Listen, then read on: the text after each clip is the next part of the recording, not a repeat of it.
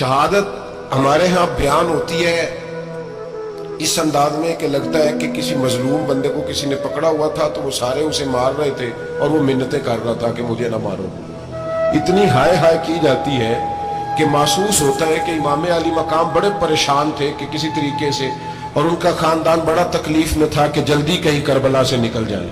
हालांकि इस धरती पे, इस कायनात पे सब्र, शुजात, इस्तकामत और हौसला जिससे कायनात सीखेगी वो सिर्फ इमाम हुसैन ही है। इतने बड़े साबिर आदमी के बारे में इस तरह का रवैया इख्तियार करना कि वो तो गोया इस तरह कर रहे थे कि बस किसी तरीके से मेरी माज़, तो ये इमाम हुसैन की मजलूमियत सुना के लोगों को इस तरह का कर दिया जाता है। ये अंदाज बताया जाता है कि शायद वाक़या करबला रोने धोने का नाम है, हालांकि बात ये नहीं है। यजीद की लश्कर जो इमाम हुसैन के मुकाबले में आया, इमाम हुसैन के लश्कर की तादाद 72 थी, तो यजीद ने 22,000। मुझे बताइए 72 का 22,000 से को मुकाबला होता है? अमर बिन साद ने फिर उबैदुल्लाह इब्न ज़ियाद को लिखा कि 22,000 बंदे थोड़े हैं, कुछ बंदे ज्यादा भेज। तो अमर बिन साद को उबैदुल्लाह इब्न ज़ियाद कहने लगे कि तू पागल तो नहीं हो गया, 72 के लश्कर का 22,000 भेजा, और कितना भेजूं? तो उसने कहा तुम्हें ये नहीं पता ये लोग कौन है? ये मौला अली शेर खुदा की औलाद है। इनमें एक एक शख्स ऐसा है जो एक एक हजार के मुकाबले में लड़ना जानता है। तो यहाँ कमजोरी दिखाई जाती है। हमारे बच्चे समझने लगे हैं कि ये शायद कोई ऐसी दास्तान है, और इस तरह का माहौल टीवी पे मैं देख रहा था, इस तरह का माहौल बनाया जाता है जैसे कोई खौफ है। यानी वाकया करबला कोई ऐसा वाकया जिसे देख के खौफ तारी हो जाए, बच्चे रातों को डरे। वो अकेले दरख्त दिखाए जा रहे हैं और तीर दिखाए जा रहे हैं। ओ यार, क्या कौम की तरबियत कर रहे हैं? वाकया करबला हौसले का नाम है, दलेरी का नाम है। सुने बात असल में क्या थी, बड़े ठंडे दिमाग से मेरी बात को समझिएगा। हजरत मौला अली शेर खुदा के बाद मुसलमानों के मुतफिका अमीर बने थे हजरत अमीर माविया। उन्हें अमीर किसने बनाया था? इमाम हसन ने, हजरत अली के बड़े साहिबजादे। हजरत इमाम हसन ने उनसे सुलह की, उन्हें खिलाफत दी, और सही बुखारी में नबी पाक ने फरमाया था मेरा बेटा हसन सरदार है, जब मुसलमानों की जमातों में लहू बह जाएगा तो हसन उनकी सुलह करा देगा। वो सुलह इमाम हसन ने कराई। जनाब अमीर माविया अमीर बन गए। हजरत अमीर माविया रदी अल्लाह ताला अन्हो बड़ा प्यार करते थे नबी पाक से, बड़ा एहतराम करते थे हुजूर के खानदान का। उनकी जो इज्तिहादी खताएं हैं वो अपनी जगह पे मौजूद हैं। चूंकि इमाम हसन ने उनसे सुलह कर ली, लिहाजा हम भी उनके बारे में कोई जुमला कहने के मजाज, हमारी मजबूरी इमाम हसन है, इसलिए कि जिसे इमाम हसन सही कहे फिर इमाम हसन के मानने वाले को उसे गलत नहीं कहना चाहिए। हजरत अमीर माविया रदी अल्लाह ताला अन्हु का जब विसाल हुआ तो हजरत इमाम हसन पहले ही उनसे विसाल कर गए, आपको जहर दे दिया गया, आप शहीद हो गए।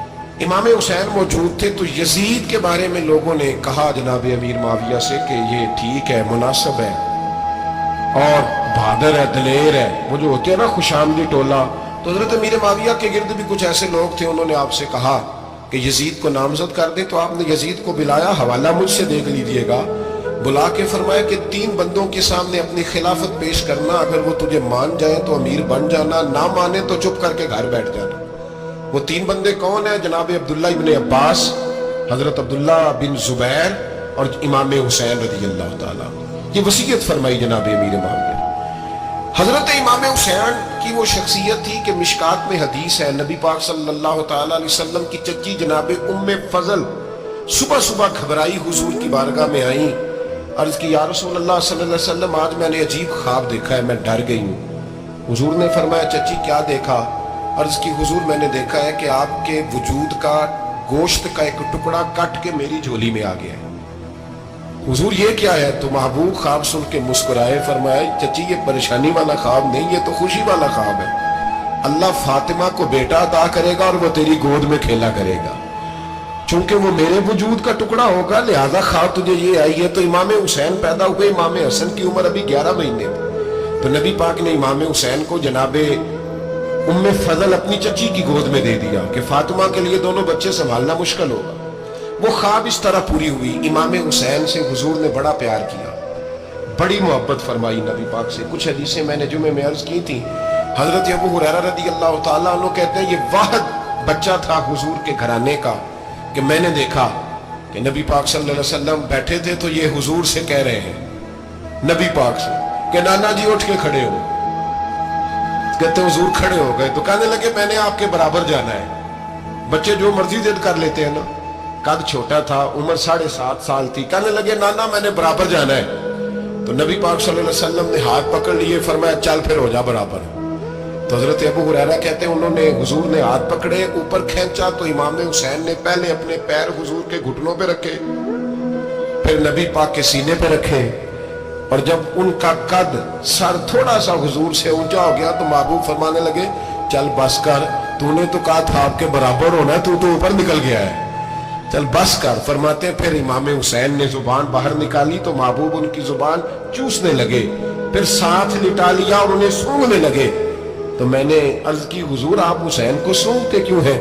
تو فرمایا ابو ہریرہ مجھے حسین کے وجود سے جنت کی خوشبو آتی ہے, مجھے حسین کے وجود سے جنت کی. ایک دن حضور گزر رہے تھے, اصل اس طرح تھا کہ یہ نبی پاک کا حجرہ تھا. جن لوگوں کو اللہ نے مدینے کی زیارت کرائی ہے وہ جان سکتے ہیں, نبی پاک کا حجرہ تھا تو حضور کے حجرے کی اس جانب یعنی مسجد کی جو بالکل سیدھ ہے اس کی بیک میں سیدہ فاطمہ رہتی. تو حضور اکثر نہ نماز کے لیے جب نکلتے تو حضرت فاطمہ کے حجرے کے پاس سے ہو کر دوبارہ محراب میں جاتے. محبوب حجرے کے پاس سے گزرے تو امام حسین رو رہے تھے, تو حضرت فاطمہ نے کسی بات میں جھڑک دیا تو امام حسین رونے لگے. تو نبی پاک نماز کے لیے گئے تو واپس لوٹ آئے, اور واپس تشریف لا کے کہا فاطمہ حسین کو کیا ہوا؟ عرض کی یا رسول اللہ تنگ کر رہے تھے, میں نے ڈانٹ دیا ہے. کیا خوبصورت جملے ہیں حدیث پاک میں. سرکار نے فرمایا فاطمہ اس کو حسین کو نہ رونے نہ دیا کر, یہ جب روتا ہے نا تو میرے دل کو تکلیف ہوتی ہے. تو بی بی صاحبہ کہتی ہیں یہ حکم آیا نبی پاک کا میرے نام, پھر میں نے ڈانٹنا چھوڑ دیا. یہ ان کے فضائل تھے. کب ان کی تربیت خود نبی پاک نے فرمائی, خود ڈیوٹی. میں کسی منطق کا میں اب تو اللہ تعالیٰ معاف کرے, پہلے ہم لوگوں کو کہتے تھے فلانی مجلس میں نہ جانا فلانی, اب تو مصیبت بن گئی ہے, جانے کی ضرورت نہیں, ہر شے موبائل میں آ گئی. مجھے بھیجتے ہیں کہتے ہیں حضرت صاحب یہ ذرا سننا, یہ ذرا سننا. کل کراچی سے کچھ مہمان آ گئے اور بچوں نے وہ کلپ سنبھال کے یہ مولوی دیکھو کیا کہتا ہے. اب آیتیں پڑھی جا رہی ہیں قرآن پاک کی, اتنا ٹکڑا یہاں سے لیتے ہیں, اتنا ٹکڑا یہاں سے لیتے ہیں, اور ملا کے پتہ نہیں کون سا مکسچر بنا رہے ہیں. کسی آیت کا ترجمہ نہیں, کوئی واضح حدیث نہیں. ایسے ہوا ہوگا, پھر اس کو اس سے جوڑ لیں تو کیا بنتا ہے, اتنی جمع کر لیں. یہ کون سا دین ہے جو توڑ مروڑ کے بیان کر رہے ہیں؟ کون سا مذہب ہے؟ دین تو واضح کھلی کتاب ہے. اب ہمارا یہ شوق ہے, ہم ہر تماشا دیکھنا چاہتے ہیں, ہم اپنے لوگوں کی قدر نہیں کرتے اور بڑی بڑی دور جا کے ہم غلط معاملات میں جاتے ہیں, پھر ذہن ہمارے شکوک کا شکار ہوتے ہیں. ہمیں سمجھنا چاہیے کوئی ایسی کسی دلیل کی ضرورت نہیں ہے. جب ان کے واضح چیزیں ان کی کتابیں موجود ہے, حدیث میں موجود ہے, قرآن مجید میں ان کے فضائل کھل کے موجود ہے, تو دور جانے کی کیا ضرورت. حضور ان کی ٹریننگ کراتے تھے. پہلی بات تو یہ ہے کہ نبی پاک نے دعا مانگی تھی, یا اللہ میرے گھر والوں کو زیادہ روزی نہ دینا, انہیں ایک وقت روٹی دینا, ایک وقت کی بھوک دینا. یہ جو 10 دن کربلا میں انہیں ٹینشن نہیں نہ ہوئی, انہیں عادت تھی فاقہ کرنے کی, انہیں 3 دن وصلی روزے رکھنے کی عادت تھی. پہلی بات. دوسرا یہ کہ جہاد کی تربیت حضور خود کراتے تھے. حضرت فاطمہ زہرا کہتی میں پردے کے پیچھے دیکھ رہی تھی, نبی پاک نے امام حسن اور حسین سے فرمایا چلو میرے سامنے کشتی لڑو. تو دونوں حضرات آپس میں جب کشتی لڑنے لگے تو نبی پاک نا امام حسن کو کہتے ہیں حسن حسین کو ٹانگوں سے پکڑو, حسن حسین کو پیچھے سے پکڑو. جب نبی پاک بار بار امام حسن کو بتا رہے تھے تو سیدہ پیچھے سے بول پڑی, کہنے لگی یا رسول اللہ آپ چھوٹے کو بتائے, آپ بڑے کو بتا رہے ہیں. بڑا تو پہلے 11 مہینے بڑا ہے, تو آپ چھوٹے کو بتائے بڑے کو بتا رہے. تو فرمایا فاطمہ تو چپ کرنا, جو میں دیکھ رہا ہوں تو نہیں نہ دیکھ رہی, ایک کو میں بتا رہا ہوں دوسرے کو جبریل امین بتا رہے ہیں. تو یہ حضور نے اپنے سامنے ان کی تربیت کی, ٹریننگ. ہوا یہ کہ یزید جب امیر بنا نا, 2-3 چیزیں ہوتی ہیں جب کسی بندے کو قابو کرنا ہوتا ہے, 2-3-4-5 چیزیں ایسی ہوتی ہیں جس سے بندہ قابو آتا ہے. تو اس نے بھی فوری طور پہ یزید نے دیکھا میرے لیے مسئلہ کیا بن سکتا ہے. ولید بن عتبہ اس وقت مدینے کا گورنر تھا. یزید نے اس کو خط لکھا کہ امیر عرب کا رواج آج بھی ہے کہ جب تک نئے خلیفہ کی بیعت نہیں ہو جاتی پرانے کے انتقال کی خبر ہی نہیں دیتے, اس کو رکھے رکھتے ہیں. یہ ان کا طریقہ ہے. وہ کہتے ہیں کہ ولی عہد اچھی طرح قبضہ کر لے پھر بتائیں. حضرت امیر معاویہ کا وصال ہو گیا, بتایا نہیں. یزید نے اب کیا کیا, کیونکہ بڑا چلاک آدمی تھا, بڑا شاطر تھا, بڑا تیز تھا, اس نے ولید کو خط لکھا. کہنے لگا کہ فوری طور پہ عبداللہ ابن عباس کو بلاؤ اور اسے کہو میری بیعت کریں.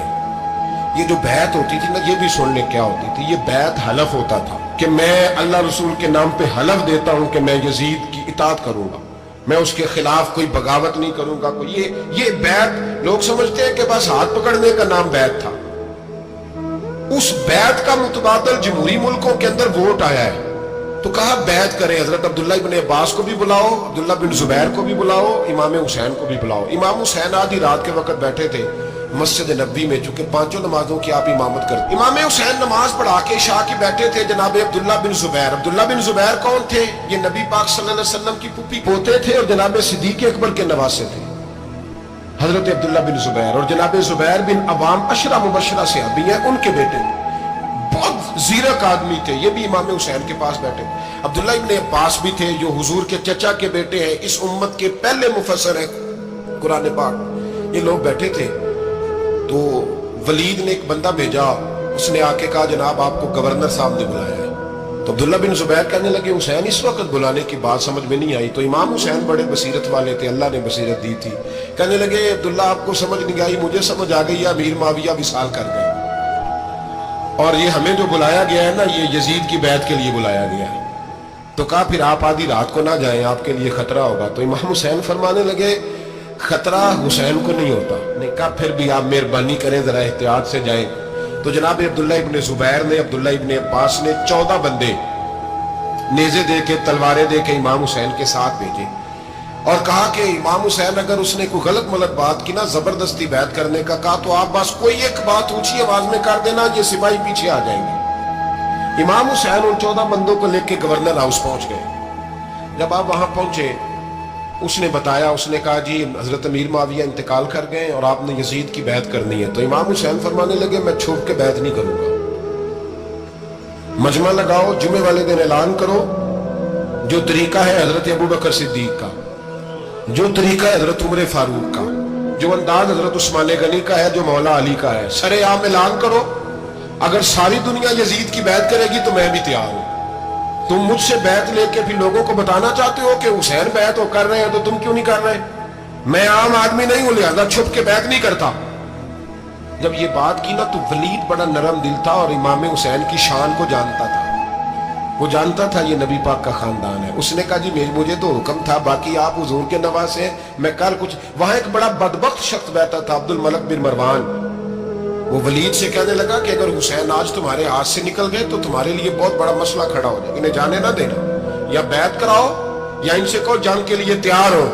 تو امام حسین رضی اللہ تعالیٰ عنہ کے کانوں میں آواز گئی تو فرمانے لگے ابن مرجانہ، اگر تیرے اندر جرت ہے تو آ سامنے حسین کے، اس کے کانوں میں باتیں نہ کر، کانا پوسی نہ کر، باہر آ میدان میں، شرارت نہ کر، باہر آ، میں تمہیں ابھی بتاتا ہوں کہ حسین سے مقابلہ کرنے کا انجام کیا ہے.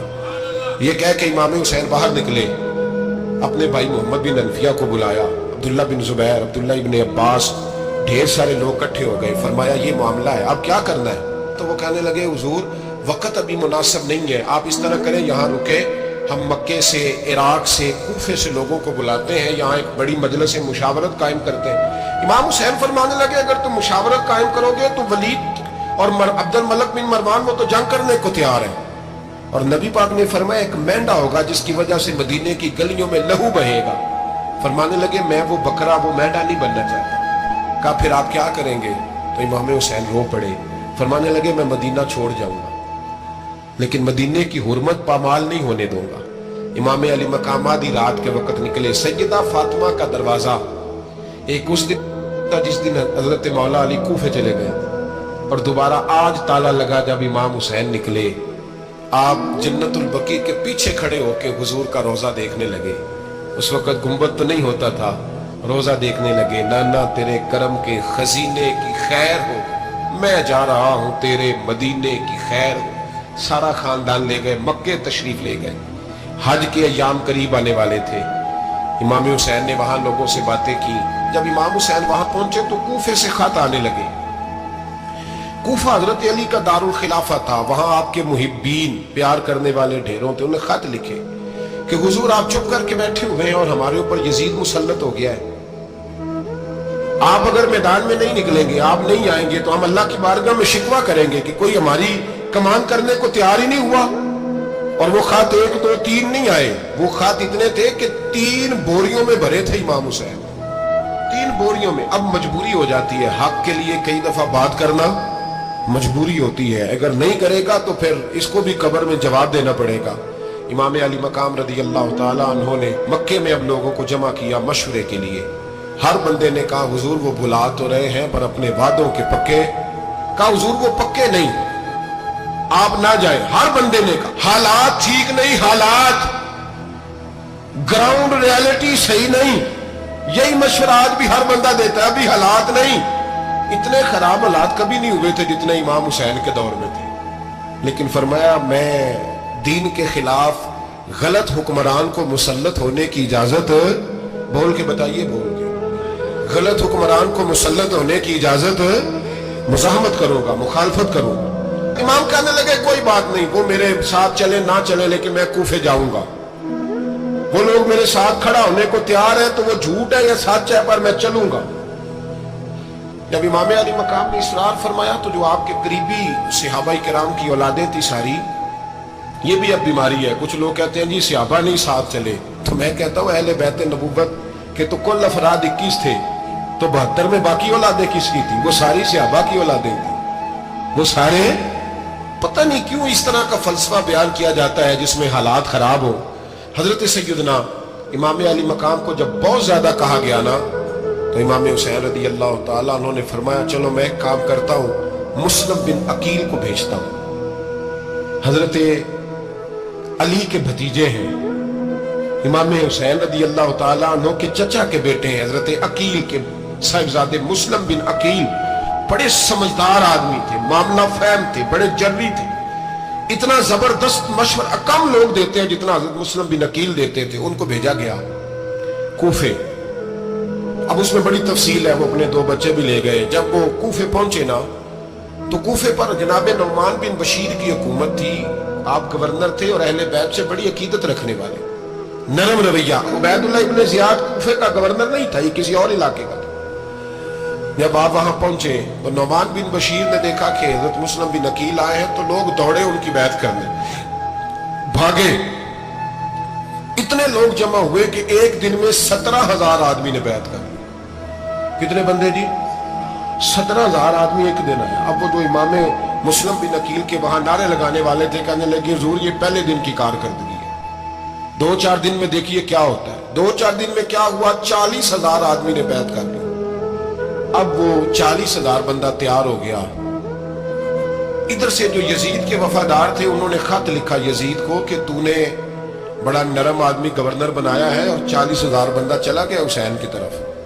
अगर एक आध दिन मुस्लिम बिन अकील और रहे तो जो तुम्हारा गवर्नर बैठे हैं ना जनाब नुमान बिन बशीर, उनको गवर्नर हाउस से निकाल के मुस्लिम बिन अकील कब्जा कर लेंगे। तो चुप करके बैठा है। यजीद बड़ा तेज था, उसने एक आदमी घोड़े पे दौड़ाया। उबैदुल्लाह इब्ने ज़ियाद एक और इलाके का गवर्नर था, पर बड़ा जालिम सा बदमाश था, बड़ा सख्त गिर आदमी था। उसको कहा कि तू पहले एक सूबे का गवर्नर है, जा तुझे दूसरा सूबा भी दिया। इस तरह का फौरी तौर पे कूफे पहुंच और जाके मुस्लिम बिन अकील को गिरफ्तार कर, जो आदमी उनका साथ फिर भी दे उसे कत्ल कर दे। उसने क्या किया, वो आधी रात को आया, मुंह छुपाया, जुब्बा पहना, लोग समझे इमाम हुसैन आ गए। बहुत सारे लोगों ने उसके नारे भी लगाए। वो चुपके से दाखिल हुआ अंदर, और चुपके से दाखिल होकर उसने सबसे पहला काम यह किया कि नुमान बिन बशीर रदी अल्लाह अन्हु को माजूल किया, कूफे के गवर्नर हाउस पे कब्जा किया।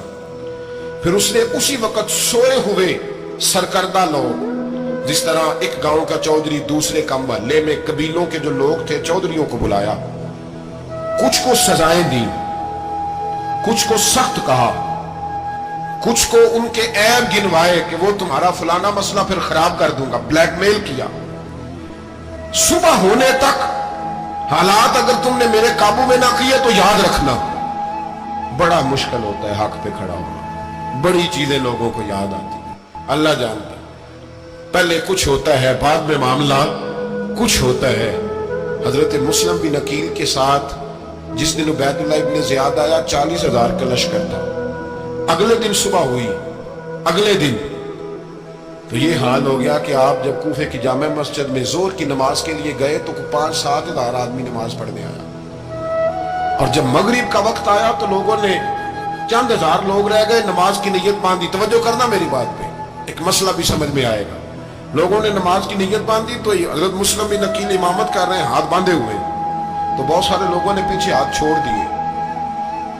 ایک بندے نے دوسرے سے پوچھا وہ ہاتھ کیوں نہیں باندھتے؟ کہنے لگے اگر عبید اللہ ابن زیاد کے کسی بندے نے دیکھ لیا نا تو ہم اسے کہیں گے ہم تو نماز پڑھ ہی نہیں رہے تھے, ویسے ہی کھڑے تھے, ہاتھ ہی نہیں باندھے سرے سے. جب نماز کی امامت باندھی تو 10-11 صفیں تھیں. جب مسلم بن عقیل رضی اللہ تعالیٰ عنہ نے سلام پھیرا تو پیچھے بندہ ہی کوئی نہیں تھا. حضرت مسلم بن عقیل کو گرفتار کیا گیا. عرب کا رواج تھا دشمن کو سخت سزا دیں تاکہ باعث عبرت بنے. بہت اونچا مینار تھا کوفے کا, گورنر ہاؤس کا, اوپر لے جا کے جناب مسلم بن عقیل کو زمین پہ گرایا گیا. اور جب وہ شہید ہو گئے تو شہید ہونے سے ایک رات پہلے وہ خط لکھ چکے تھے امام حسین کو کہ آپ آ جائیں, حالات بڑے اچھے ہیں. خط ملا تو امام حسین مکے سے کوفے کی جانب چل پڑے. امام علی مقام رضی اللہ تعالیٰ عنہ جب چل پڑے تشریف لا رہے تھے تو رستے میں فرزق شاعر ملا, بڑا محب اہل بیت تھا. رستے میں ملاقات ہوئی. اللہ اکبر. حضرت مسلم بن عقیل جب گرایا شہید ہو گئے تو پھر اس نے اس طرح کیا کہ آپ کی لاش کو لٹکا دیا چوک میں. لوگ دیکھتے تھے تو عورتیں بچوں کہتی تھی تو نے باہر نہیں نکلنا, ہم نے نہیں امام حسین کے ساتھ چلنا, بس بڑا خوف ہے, کوئی بندہ نہ باہر نکل, کوئی نہیں ضرورت ہمیں, حالات بہتر ہوگی تو دیکھی جائے. آج کتنے لوگ ہیں, کتنی دیگیں پکی, کتنی نیازیں بٹی, کیا کچھ ہوا. آپ ناراض نہ ہونا, میں آپ میں سے ہوں, آپ مجھ سے ہیں, یہ بات آپ کی نہیں میری سب کی ہے. آج بھی اگر امام حسین کے نام پہ جان دینے کی باری آئے گی تو دیگیں ہی رہ جائے گی. ناراض تو نہیں ہو گئے آپ لوگ؟ فٹافٹ مائیں کہیں گی باہر دی جانا, بالکل پتر سانو کی لگے, سارا دن کوئی ہمارے لیے. وہ پیر صاحب تو کرتے رہتے باتیں, ان کا تو کام ہے, خبردار ہم نے نہیں جانا. دیگیں دینے کو سارے تیار ہیں, جانے دینے کو تیار ہونا. ناراض ہو گئے آپ لوگ؟ چلو کوئی نہیں, ہو جاؤ خیر سنگا, بات تو ٹھیک کر رہا ہوں نا.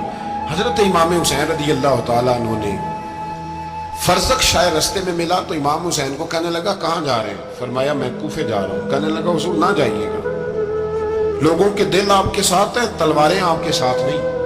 سیدنا امام حسین رضی اللہ تعالیٰ عنہ کو آ کے کہا حضور وہ سارے کوفے والے مانتے ہیں کہ بات حسین کی ٹھیک ہے لیکن آپ کی سپورٹ نہیں کریں گے.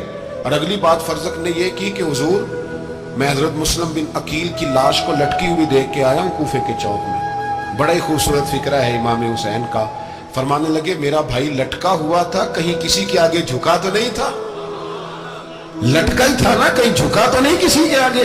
کہا حضور نہیں. تو آپ فرمانے لگے اگر مسلم بن عقیل لٹک گیا تو حسین بھی لٹک جائے گا, لیکن جھکے گا. حضرت امام حسین تشریف لائے, بچوں سمیت آئے. حر بن یزید ایک شخص تھا. حر بن یزید ایک مختصر سا لشکر لے کے اس نے امام حسین کو ایک جگہ پہ روکا, پھر دوسری جگہ پہ روکا, بالآخر تیسری جگہ پہ روکا. تو امام حسین نے فرمایا جگہ کون سی ہے؟ کہا حضور کرب و بلا. فرمایا بس یہی خیمے لگا دو, یہی. حضرت سیدہ زینب نے پوچھا امام حسین سے کہ سارے زمانے نے روکا ہے, ٹھیک ہے آپ حق پہ ہیں, یہ بھی سب نے کہا آپ حق پہ ہیں, پر روکا بھی سب نے, آپ روکے کیوں نہیں؟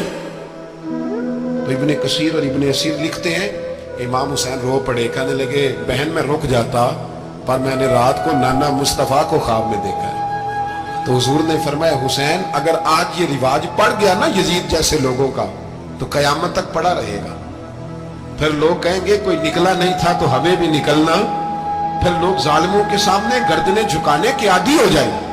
میں کہتا رہتا ہوں, کہہ رہا ہوں, کربلا کی جنگ کفر اسلام کی جنگ نہیں, کفر اسلام کی جنگ نہیں کربلا کی, کیونکہ یزید تو بڑا پکا نمازی تھا, خطبہ دیتا تھا وہ. تو جب امام حسین رضی اللہ تعالیٰ عنہ نے کربلا کے میدان میں جمعے کا دن تھا تو یزید کے سامنے کو بات کرنی شروع کی عمر بن سعد کے سامنے. تو عمر بن سعد کہنے لگا حسین زیادہ باتیں نہ کر, ہمارا جمعہ لیٹ ہو رہا ہے, جنگ کے لیے تیار ہو, فٹافٹ آ.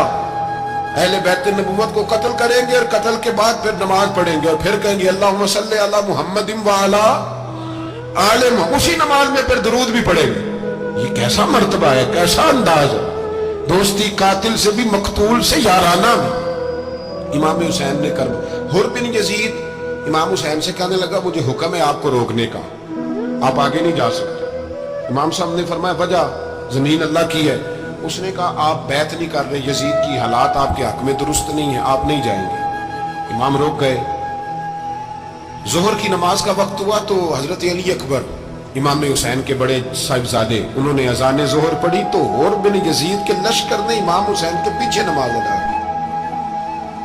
کہا بھئی تم مقابلے میں آئے ہو, نماز پیچھے پڑھتے ہو؟ کہا حضور مقابلہ تو تلواروں سے کر رہے ہیں, پر ہمارا دل تو مانتا ہے نا کہ مصطفیٰ کا نواسہ بڑی شان والا ہے.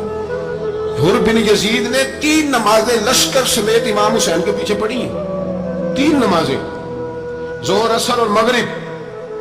پھر امام حسین کے سامنے شرائط پیش کی کہ آپ کو یہاں گھیر لیا گیا ہے, یہاں آپ بیعت کریں گے, یہاں آپ جنگ کریں گے, 2 ہی باتیں. امام حسین نے فرمایا نہیں بھائی, بیعت تو میں نہیں کرتا, اس کے علاوہ تم جو کہتے ہو میں کرنے کو تیار ہوں. اس نے خط لکھا. عبید اللہ ابن زیاد کو ایک بندہ دوڑایا پیچھے, کوفے چند میل پہ کوفہ تھا. کہا وہ نہیں مان رہے, کیا کرنا ہے؟ تو حسین ابن علی ہے, میں زیادہ دیر انہیں روک بھی نہیں سکتا. انہوں نے پیغام دیا حر بن یزید کو کہ کرنا کچھ بھی نہیں, ان کا پانی بند کر دو, بلیک میل کرو, کھانا پانی نہیں ملے گا, چھوٹے چھوٹے بچے ہیں, خود ہی مان جائیں گے. حضرت امام علی مقام کے بارے میں حر کے پاس جب یہ پیغام آیا تو حر کہنے لگا میری طبیعت نہیں مانتی حسین پر پانی بند کرو, دل نہیں مانتا. جب یہ لفظ کہے نا دوبارہ تو پھر عبید اللہ ابن زیاد نے عمر بن سعد کو 10,000 آدمی دے کے بھیجا. کہا حر بن یزید لچک دکھا رہا ہے حسین کے حق میں.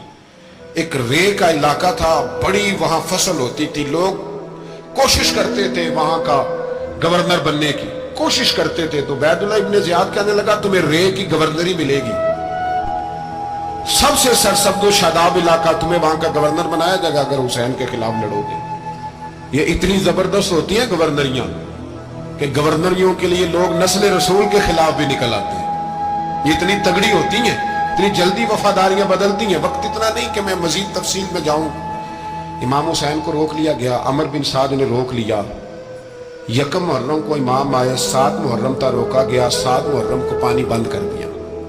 جانور پانی پیتے تھے, گھوڑے پیتے تھے, کتے پیتے تھے, لیکن مصطفیٰ کے گھرانے کو پانی پینے کی اجازت. 3 دن تک پانی بند رہا. 9 محرم کو عمر بن سعد نے اور لوگ بلائے. شمر ایک بڑا سخت آدمی تھا, سنگ دل بدبخت, جس نے حضرت علی اصغر کے گلے پر تیر مارا تھا, وہ اور لشکر لے کے آیا. رات کو کہنے لگا امام حسین رضی اللہ تعالیٰ عنہ سے کہ بس بڑا ہو گیا, یہ 9-10 محرم کی درمیانی رات, یہاں آپ جنگ کریں گے یا آپ بیعت کریں گے, 2 ہی باتیں.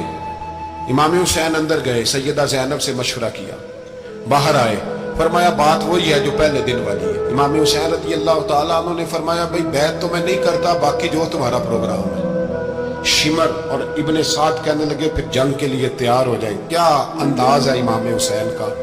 فرمانے لگے کل جنگ کروں گا, مجھے پتا تو ہے جنگ کا نتیجہ کیا نکلنا ہے, 1 رات مجھے دے دو تاکہ میں کھل کے اپنے رب کی عبادت تو کر لوں. حسین نے جانا ہے, مجھے پتا ہے کل رزلٹ 72 اور 22,000 کا کیا 1 رات مجھے دو, میں مالک سے راز نیاز تو کروں. میں گویا اس سے پوچھوں تو صحیح کہ مالک میرے والد بھی شہید ہیں, بھائی بھی شہید ہیں, نانا کو بھی دکھوں میں دیکھا ہے, تو اب میری باری ہے تو مالک میں حاضر ہوں, مجھے موقع تو دو. اس لیے کہ میرے نانا نے بدر میں بھی ساری رات عبادت کی تھی, صبح مجھے موقع دو. اور دنیا کا اصول ہے جب کوئی موقع مانگتا ہے تو دیا جاتا ہے. یہ دونوں کہنے لگے کوئی موقع نہیں. حر بن یزید پیچھے سے بولا, کہنے لگا نہیں بدتمیزی نہ کرو, حسین کو موقع دو, تمہیں دینا پڑے گا. موقع دیا. حر بن یزید نے پھر منت کی, کہا حضور آپ مہربانی کریں مان جائیں. فرمایا ماننے والا کھاتا کوئی نہیں. یہ بڑا مشکل کام ہے بھائی. ضمیر کا سودا اب تو عام ہو گیا, بازار لگتے ہیں, ریٹ لگتے ہیں, اپنی اپنی چاہتوں پہ لوگوں نے اپنے اپنے انداز سجائے ہوئے. کوئی آدمی بس اچھے طریقے سے نام لے لے تو بس ہم اس کے پیچھے چل جاتے ہیں. اب تو عام ہو گیا یہ معاملہ. امام حسین نے فرمایا ہو ہی نہیں سکتا, ممکن ہی نہیں ہے. ساری رات عبادت میں گزری, ریاضت میں گزری. تہجد کا وقت ہوا تو گھر والوں کو بلایا, فرمایا دیکھنا تمہاری سی کی آواز نہ باہر آئے, خبردار سی کی آواز نہ آئے. اور امام زین العابدین سے فرمایا تو بیمار ہے, تو جہاد نہیں کرے گا, لیکن خیال رکھنا پیچھے. اور بڑی قیمتی بات بتا رہا ہوں, ہماری بیویاں کسی کے گھر میت ہو جائے تو 4 دن بخار نہیں اترتا. امام علی مقام نے سیدہ زینب سے فرمایا تو بڑی ہے میری بہن ہے، پیچھے سارے بچے ہیں جوان ہیں، ان کے حوصلے تیری ذمہ داری ہے۔ صبح جنگ کا طبل بجنے لگا، فجر کی نماز پڑھی، سورج چڑھا، 10 محرم کا دن جمعے کا وقت، جناب سیدنا امام حسین رضی اللہ تعالیٰ عنہ نے ریت پر سجدے کیے، لمبے سجدے، لمبی نماز، سورۃ الشمس کی آیات دوسری رکعت میں پڑھی تو سارا کربلا گونجنے لگا۔ کیا انداز تکلم تھا امام علی مقام کا۔ نماز مکمل ہوئی تو حور بن یزید، عمر بن سعد اور شیمر سے کہنے لگے واقعی حسین سے لڑو گے؟ پتہ نہیں کون ہے۔ قُلْ لَا أَسْأَلُكُمْ عَلَيْهِ أَجْرًا، تم نے نہیں پڑھا إِلَّا الْمَوَدَّةَ فِي الْقُرْبَى، تمہاری آنکھیں بند ہیں۔ الحسن والحسین سید الشباب اہل جنہ، تمہیں نہیں پتا؟ کہنے لگا چپ کر، حکومت نظر آ رہی ہے۔ اور بن یزید کہنے لگا پھر میرا بھی فیصلہ سنو، مجھے حکومت نہیں چاہیے، مجھے جنت چاہیے۔ حکومت نہیں چاہیے۔ امام حسین کی پہلی فتح دیکھیں، اور بن یزید ایڑی لگا کے نا یزید کے لشکر سے نکل کے امام حسین کے لشکر میں شامل ہو گئے، اور پہلا شخص جس نے امام حسین کو روکا، امام حسین کے نام پر پہلا سر بھی اسی شخص نے کٹایا۔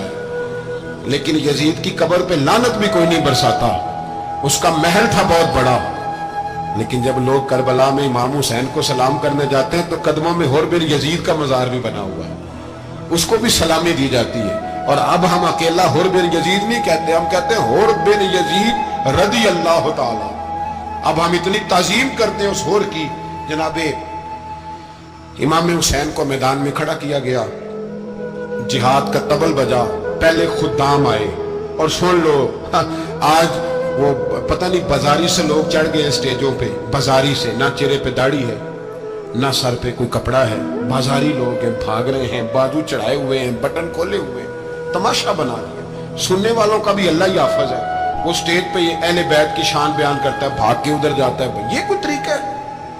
سننے والوں کا بھی عجیب انداز ہے، ہر بندے کو سننے بیٹھ جاتے ہیں۔ دین مہذب ہے، تہذیب والا ہے، دلائل رکھتا ہے، دین وقار رکھتا ہے، ایسے لوگ اب دین بیان کریں گے؟ حضرت سیدنا امام حسین رضی اللہ تعالیٰ عنہ صبح جب جہاد کا وقت آیا، پتہ کون کون تھے کربلا میں؟ امام حسین کے ساتھ امام حسین کے 4 بھائی تھے کربلا میں۔ کتنے؟ بول کے بتائیں۔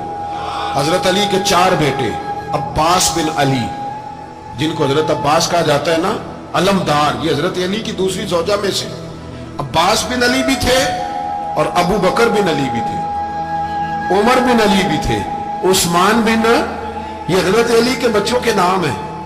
یہ آپ کے شہزادے امام حسین کے ساتھ شہید ہوئے، ان کا نام صرف اس لیے نہیں لیا جاتا کہ ان کا نام خلفائے ثلاثہ کے نام پہ، حضرت علی نے اپنے یاروں کے نام پہ رکھا ہے، تو تم نے کربلا کے میدان سے خارج کر دیا۔ یہ تینوں شہزادے حضرت جناب سیدنا امام حسین کے ساتھ تھے، یہ بھی شہید ہوئے۔ حضرت جناب زینب امام حسین کی سگی بہن ہے،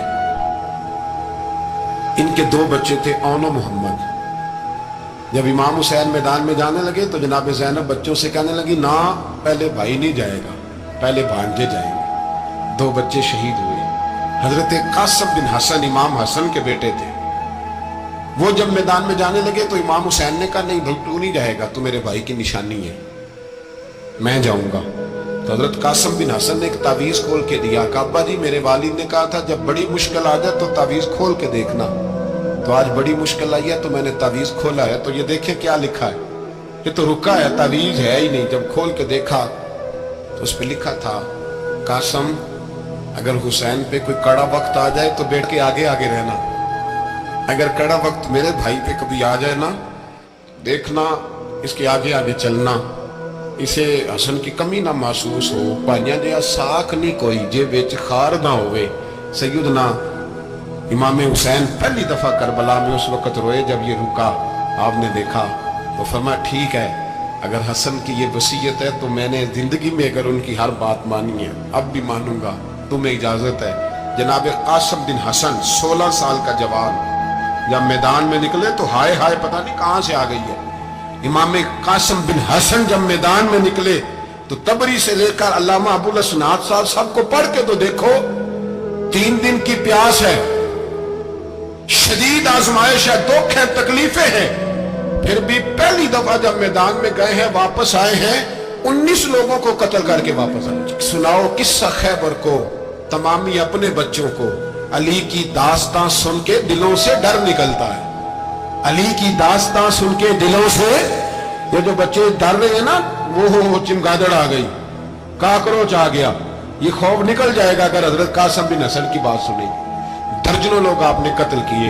एक दफा आए, कहा चाचा यजीद का लश्कर तो बड़ा बुज़दिल है, अगर चंद कतरे पानी मेरे हलक से गुजरे तो मैं सारे काट के ले आऊंगा आपके पास, चंद कतरे।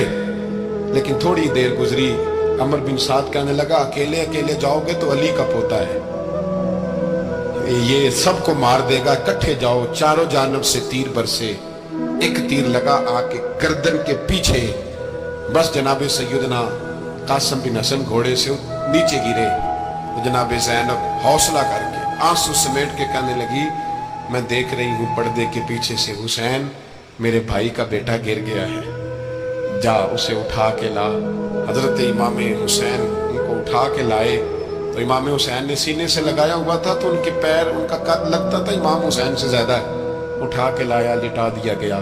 इमाम हुसैन के अपने बड़े बेटे मैदान में निकलने को, अली अकबर नाम है, जब जिन लोगों ने हुजूर को नहीं देखा था, वो जब कहते ना हमने नबी पाक का दीदार नहीं किया तो बताओ किस तरह के थे, तो बताया जाता था कि जनाब अली अकबर का दीदार करो, हम शबीह मुस्तफ़ा।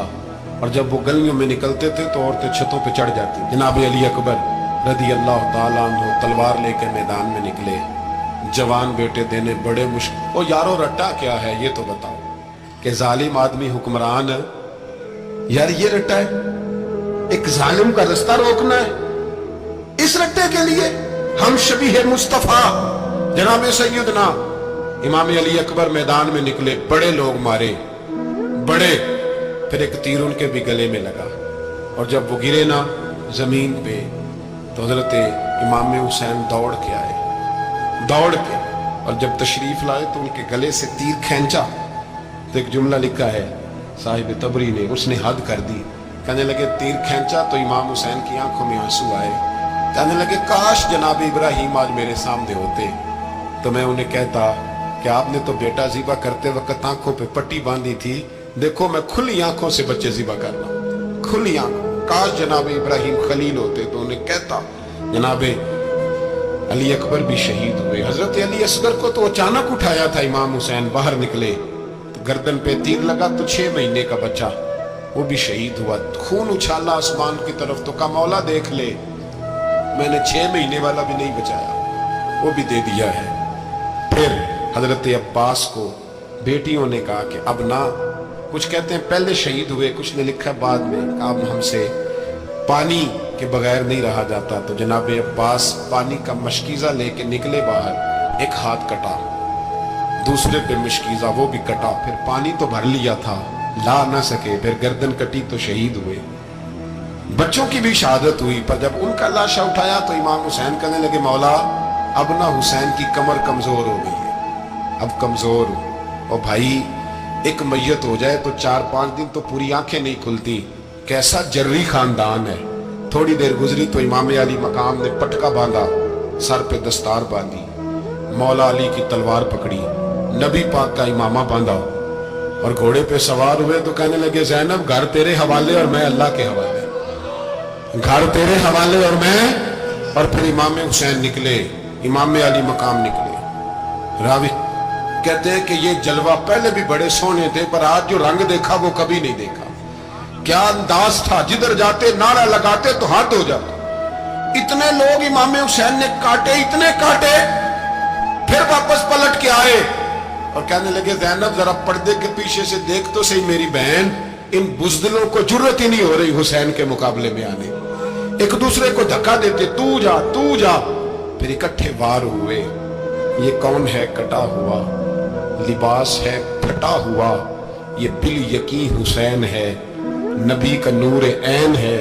फिर चारों जानिब से तीर बरसे। तो इमाम अली मकाम चूंकि नमाज का वक्त हो गया था, उतरे घोड़े से, खून बह रहा था, गर्म तरीन रेत से तयम्मुम किया, सर सजदे में रखा और जब शिमर आपकी गर्दन काटने लगा तो कहने लगे ठहर जा जरा, रब से एक बात कर लेने दे। और फिर बोले इमाम हुसैन, कहने लगे मालिक तू अब बता कि हुसैन से राजी है कि नाराज है, तू बता। तो फिर एक आवाज आई, या अय्यतुहन नफ्स मुतमइन्ना इरजिई इला रब्बिकी रादियतम मर्दिया।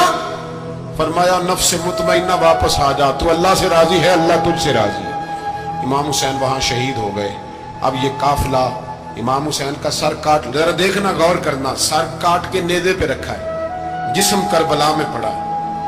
औरतों को घोड़ों पे बिठा के ले जाया गया यजीद के दरबार में। यजीद, पहले उबैदुल्लाह इब्ने ज़ियाद ने बदतमीजी की, फिर यजीद ने की। सऊदी अरब का एक मौलवी बोल रहा था, सऊदी अरब का, उनसे भी बड़ा इश्क है, जिसने तकरीर सुननी हो मेरे पास है। हमें लोग मशवरे देते हैं कि जो यजीद को अच्छा कहे और हुसैन को बागी कहे उसको हम इमाम मान लें। उस बेशरम बेहया को जो नबी पाक के घराने के बारे में बके उसे इमाम। सऊदी अरब में मस्जिद नबी में दर्श देने वाला जिसने तकरीर सुननी हो मेरे पास है। वो कहता है यजीद तो बड़ा अच्छा आदमी था, उसने तो बड़ी खिदमत की, तो मैंने उसे कहा रिश्तेदारी कर ला यजीद के साथ, करीब हो जा। शर्म नहीं आती? आज भी नबी पाक का दिल दुखाते हो, हया नहीं आती, ख्याल नहीं आता। और लोग घर में बैठ के बातें करते हैं, कहते हैं जी जो बैतुल्लाह में हो वो भी बुरा हो सकता है। बैतुल्लाह में तो 360 बुत भी थे, वो अच्छे थे।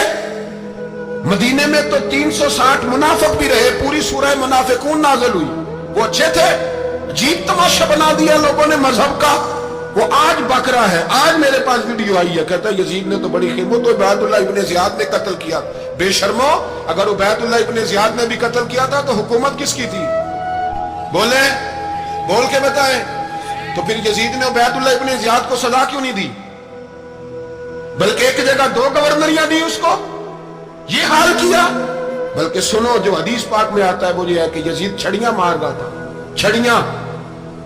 इमाम हुसैन के लबों पे तो नुमान बिन बशीर सहाबी थे, बोल पड़े, कहने लगे यजीद बदबख्त, हाथ पीछे उठा, मुझे अल्लाह की इज्जत की कसम मैंने सैकड़ों बार नबी पाक को इन होठों को चूमते देखा है।